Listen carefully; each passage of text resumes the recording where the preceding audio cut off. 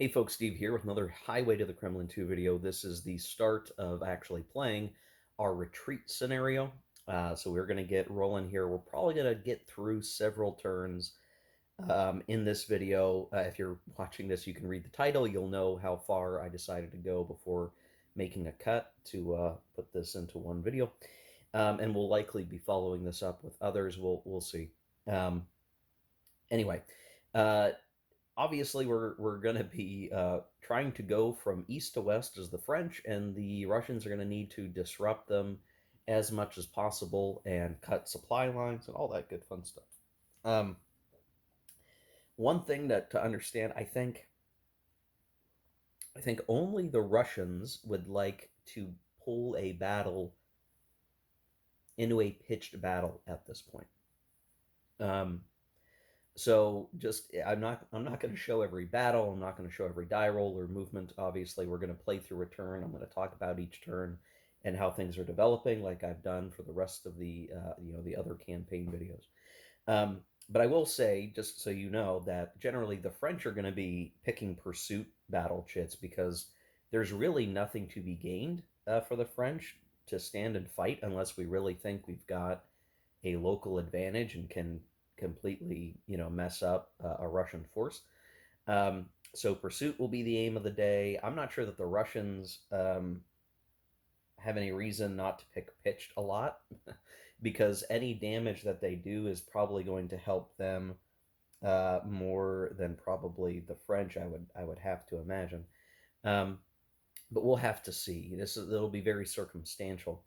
The Russians do go first in this scenario, so we're going to do that. What we're likely going to see happen is Murat get into quite a bit of trouble, depending on how I can activate the forces in this area. I probably won't be able to activate everything the way that I would want to. The command limits being what they probably will end up being. Um, yeah, I'm probably not going to get a full surround, so Murat can probably, maybe slip away, and we'll see how that plays out. The rest of the map, the only leaders that can really have any expectation of moving consistently will be Saint-Cyr. I gotta look up the pronunciation of that guy because I talk about him so much. He and Wittgenstein for the Russians have 4 initiative.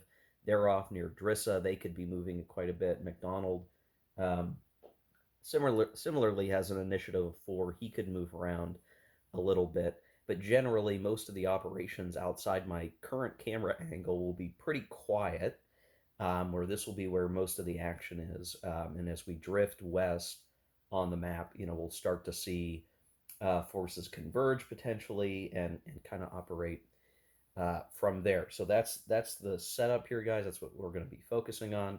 Um, I do not think at any point the French will have any reason to go on a deliberate offensive maneuver unless we get back west of Smolensk and we've managed to concentrate enough of our forces that we pose a greater danger. I think at the moment, um, I would be very, very cautious of trying to engage uh, the Russians just due to numbers. If I look at it like um,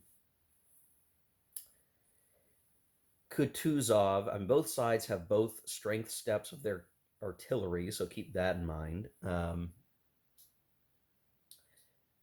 But otherwise, let's see, Kutuzov has 6.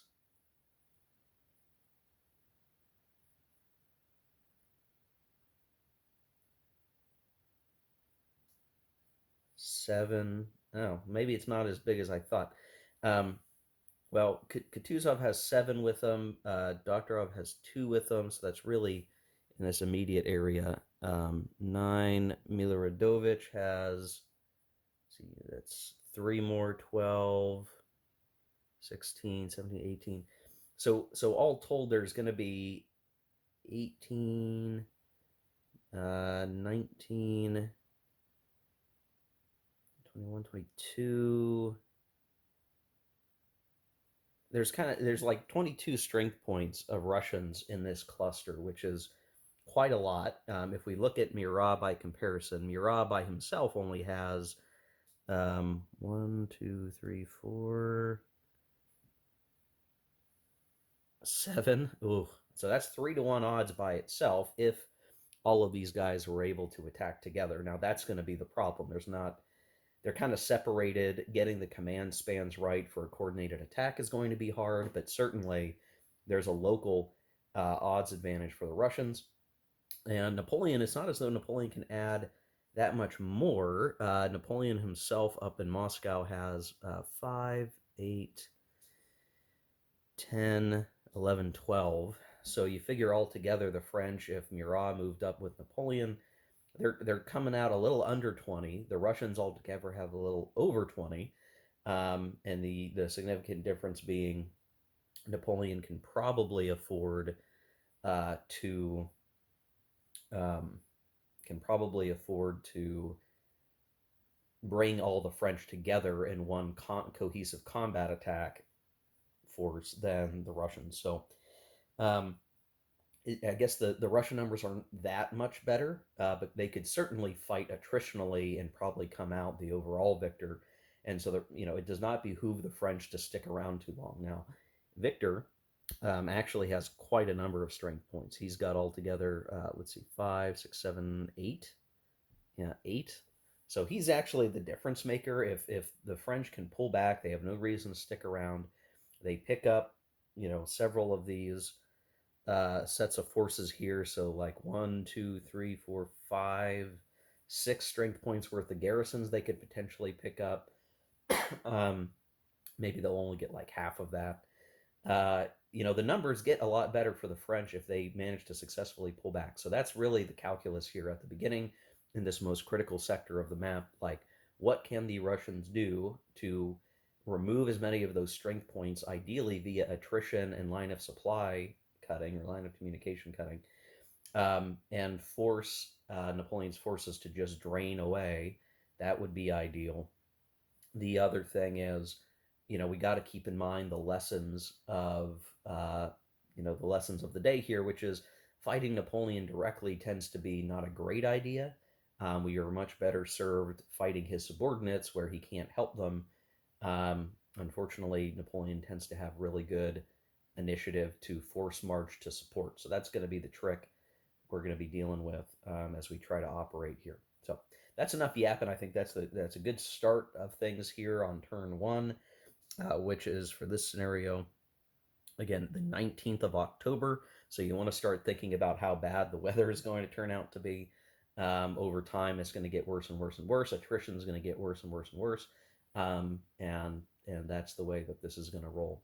So certainly, stressful for the French player. But yeah, I'll go ahead through turn one.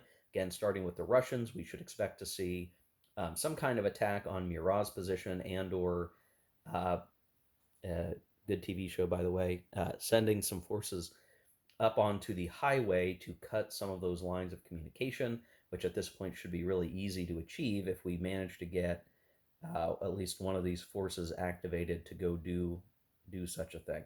So, and then the French are gonna try to get back as far as they can. So we'll put a cut here, and you'll see the aftermath of that first turn and where Napoleon and the French wound up, where the Russians wound up. All right, here we are at the end of turn one of this rest of the campaign, technically turn 24. It's already looking very sad for the French, and I'm having to wonder if there's some nit with the rules that I have regarding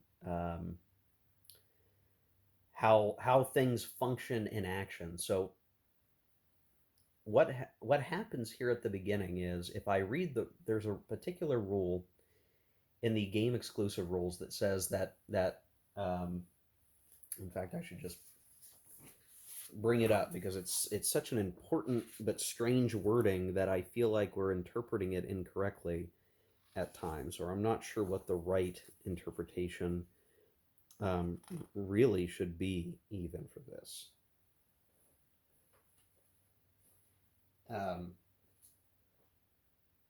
That there is no second player forced march prior to the first player's first turn.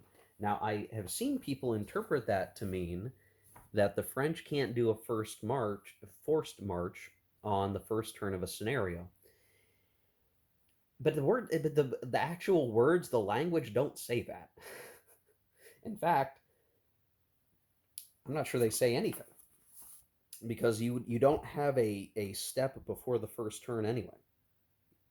So prior to the first player's first turn, well, there's nothing prior to the first player's first turn. So people are interpreting that to mean that um, you can't do a first march until the first player's first turn is complete. But the words don't say that. So this gets again to the, I really wish the rules were better conveyed, because it almost brings up nonsensical statements at times, and this is, I mean, that's just a part of this. Now, I've looked at other rule books, exclusive rule books in the series of campaigns of Napoleon, and there's no similar language. So this is like a special for Highway to the Kremlin. And if I chose, and I did choose to interpret it that we can't force march on turn one, I'm going to go ahead and say, like, no. You should be allowed to, at least when you're not playing turn one of the grand campaign, because it, this is a little bit odd, right? If we consider this campaign to be the beginning of a campaign playthrough, or if this were the extension of a played campaign, the French would get their forced march as usual. There's nothing much to do there. But you can see, like, where's Murat on the map? Murat is gone. The Russians, by spending AP points to ensure activation, the Russians can surround Murat's position, engage him in a Zoc, and if he can't do a forced march, he can't disengage. Which means that when, as we have here on the map, the combat essentially led to the complete destruction of Murat's force and Murat's capture, because he couldn't repulse away anywhere. He was surrounded. So, as best as I could tell, he could not escape. Even if I were trying to roll the die to see if he avoids capture, like, he's got nowhere to go, as far as I can tell, um, unless it should be ruled that he could repulse through an enemy unit. But I don't think that that's how that's supposed to work, or at least it's a case not well covered by the rules. Again, another weakness in the rules themselves. Um, so I adjudicated that as Murat is captured, but I'm going to keep an eye on this through the game, rest of the playthrough, for a couple of things here, right? There was a 2 morale swing and ultimately 3 morale. I forced marched a Russian cavalry on the French side of the turn into Moscow that had been vacated by Napoleon. I picked up the garrison and got out of Dodge. So there was a -1 to French morale from the recapture of Moscow, which was just, that was going to happen, I think, no matter what. I decided I'd rather have the garrison strength point than to just lose it in a combat. Then we lost a morale because Murat's force was eliminated, and the Russians basically lost close to nothing. Roll a die, okay, they get a critical victory. And then the capture of Murat is another point lost. So we're now at -3 Paris morale. Now, here's the thing. Historically, Murat's force did get, like, basically destroyed, or very nearly destroyed. But Murat got away, and Murat stayed in the campaign, until the end, basically, or, helped to get across the border back into French territory. Um, but he was captured, and like, it's a guaranteed thing. If you don't allow the French player to force march, the Russian forces at start can completely surround all the hexes of Murat's force. There's no way to get him help, and he will be entirely and ultimately destroyed, so long as you don't roll poorly. And the Russians rolled very well. They rolled a 1 on the first combat, and it was all downhill from there. Murat was trapped in woods, so he had penalties on defense, and, like, he got chewed up real bad. Now, yeah, again, that's mostly historical. Just, the capture of Murat is the problem. So there's this thought, like, well, can Murat retreat through enemy hexes and displace, outside of the ring of Russian units, and that way he can meet up with Napoleon. That might make sense, maybe, but it's kind of weird. So I feel like there's something weird there. either I've got something wrong or there's just something oddball, and I'm not sure how best to address it, but I'm going to play forward. But what I'm going to do is, like, I'm certainly not going to halt the campaign if the Paris morale track gets down to -5 and would get pushed into -6. I'm just going to keep playing. And if it matters towards the end, if there was some way for Murat to have survived this, I will give them back a morale point.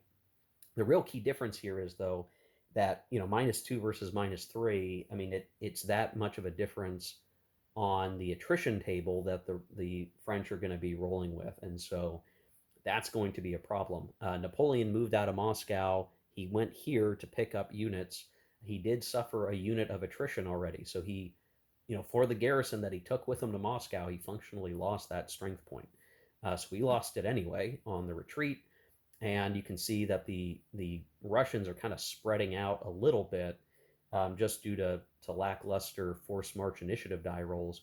But the partisans are going to be moving up here very shortly, and in fact, I actually forgot to move them on the on force march. I believe that they can, so that's something I'm going to need to correct here, I think. But um, it's not looking good, right? I'll put it that way.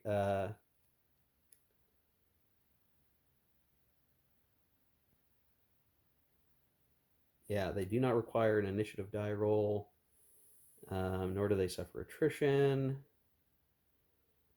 So I think I could be moving these partisans in a forced march. I probably should do that.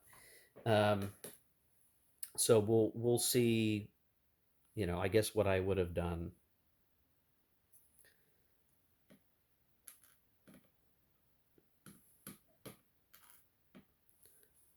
I'm getting goofed up here, guys. Stick this guy here. This guy goes 1, 2, 3, 4.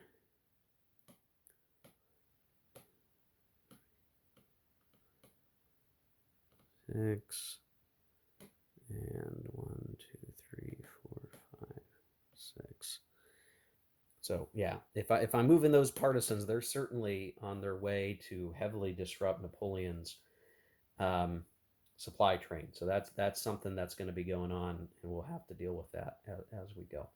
But anyway, that was the first turn, guys. Not good for the French with the loss of Murat and a ton of strength points. So that's a huge loss just to begin with. And Napoleon's going to be in a tough situation as he tries to get out of the net.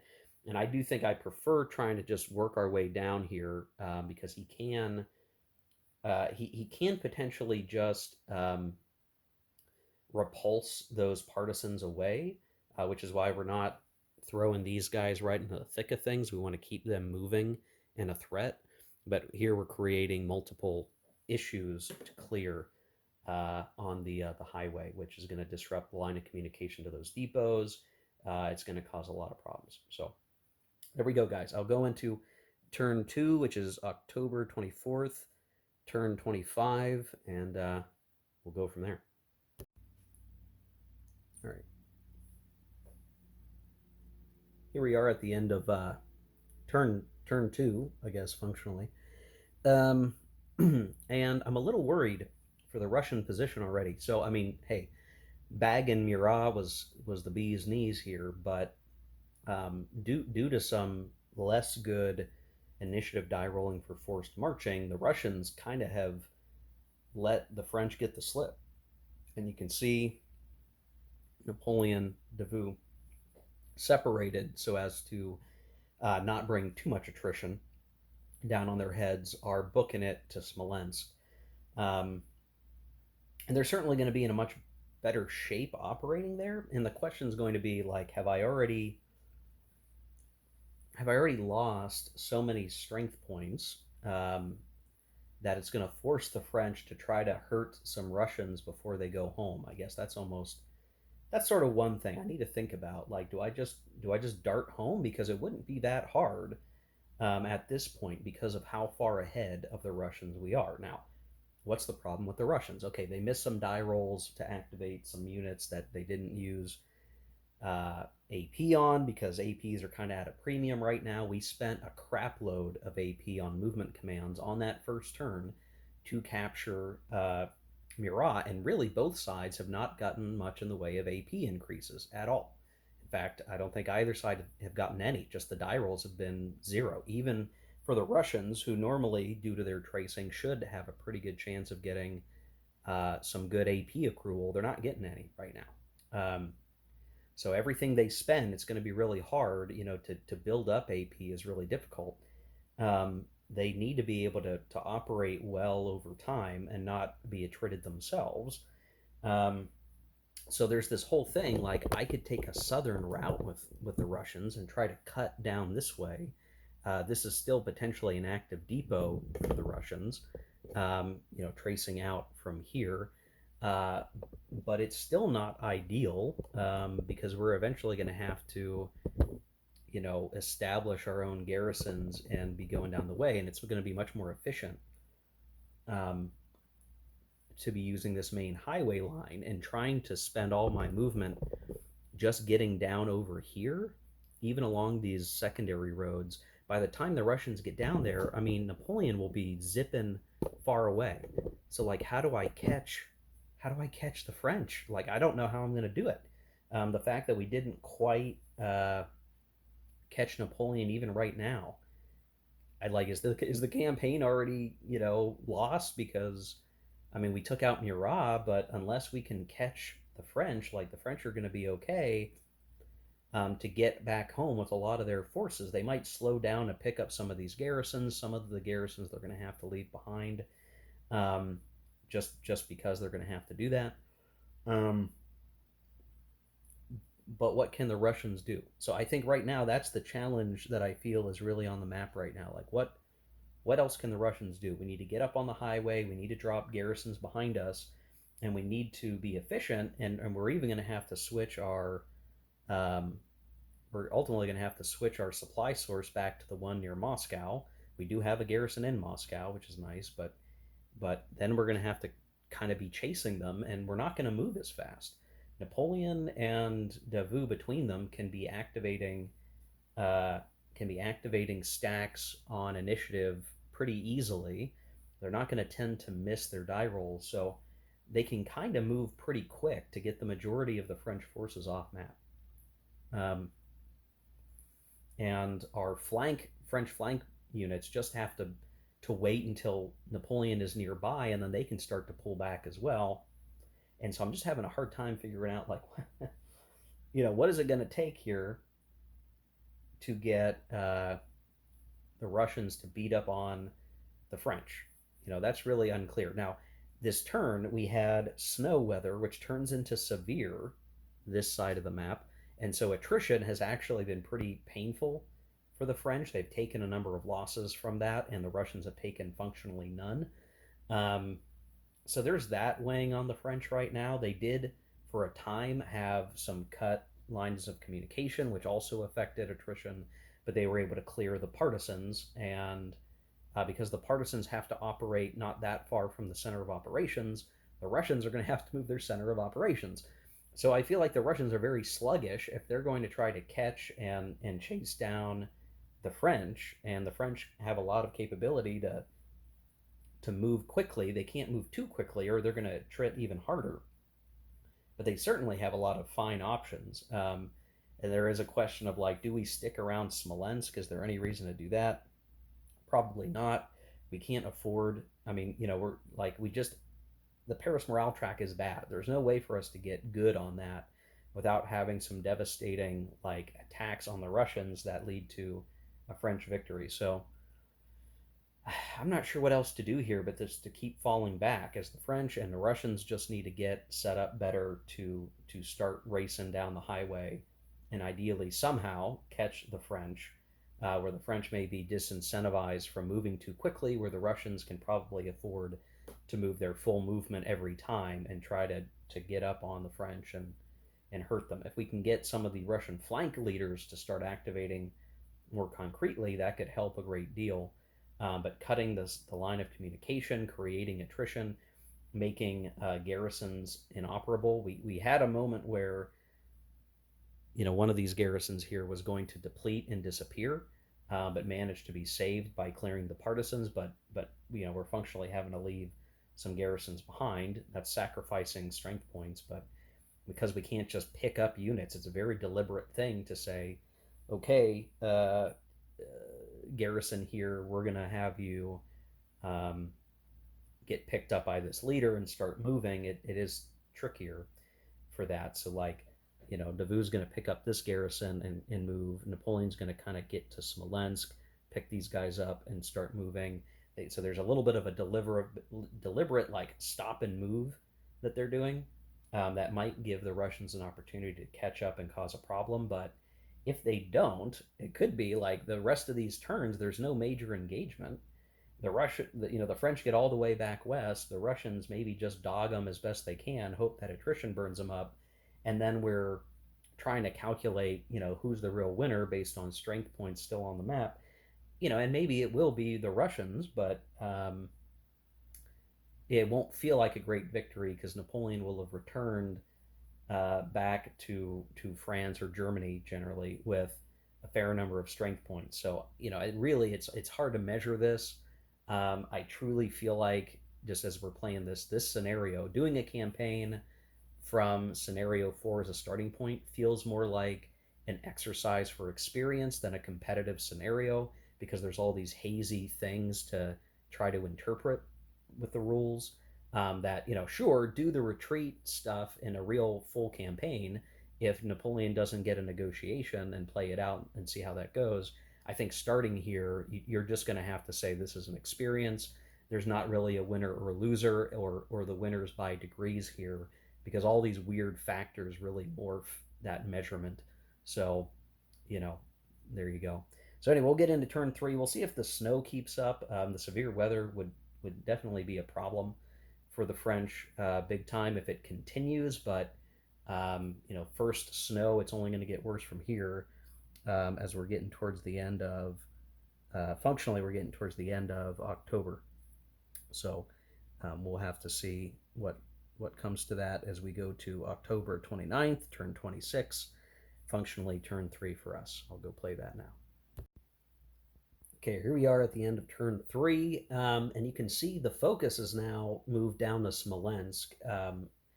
Napoleon himself, and Victor, who managed to actually get an initiative die roll, are pulling back. Davout will be picking up the Smolensk garrison and then continuing to move west. The big problem this turn, not just because of the Paris morale hurting attrition, but it's snowing, and the snow is, especially having become severe, is incredibly punishing. Like, the snow couldn't have happened at a worse time for the French, and they've actually lost a fair number of strength points just moving. And it's like they can't even move. Forced marching is really difficult, and even regular marching is just devastating, because you figure it's a +3 to the die roll for morale, another +2. That's a +5 to whatever you roll, and there's not really a lot of ways to turn that back. So things are just going to be falling apart.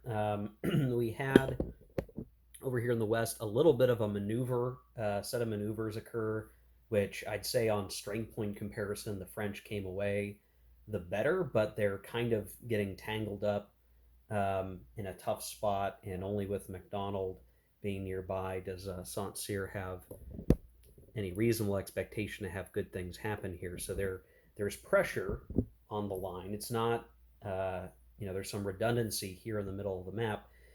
There is pressure on the garrisons. Everywhere else, it's pretty darn slow. Not much is happening.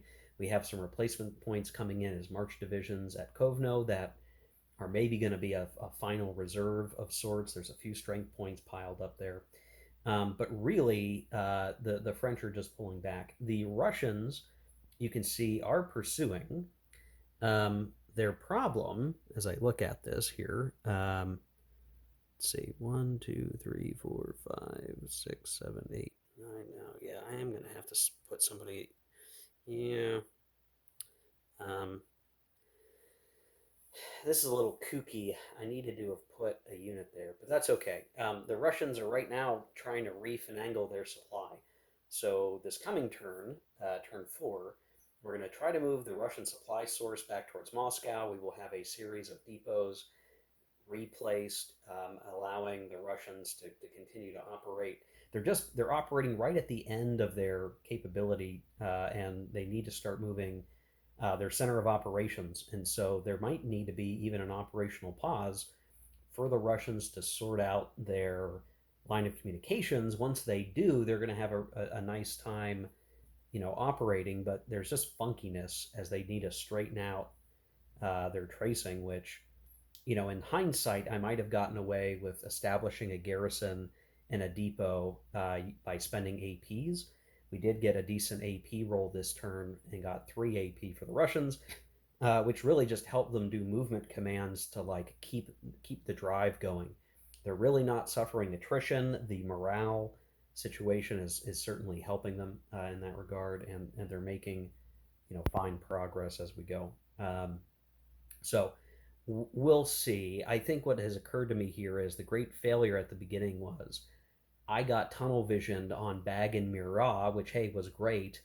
But instead, had I simply ignored Murat or maybe sent just an engagement force at him, we might have been better served moving the mass of Kutuzov's forces onto the highway and just forcing Napoleon's hand and catching him and Davout's forces way out of sorts, and we just didn't really get to do that. So that's kind of my bad, right? This is another bad Russian play. We might have had longer term success on cutting Napoleon's supply off, but we spent so much effort on Murat.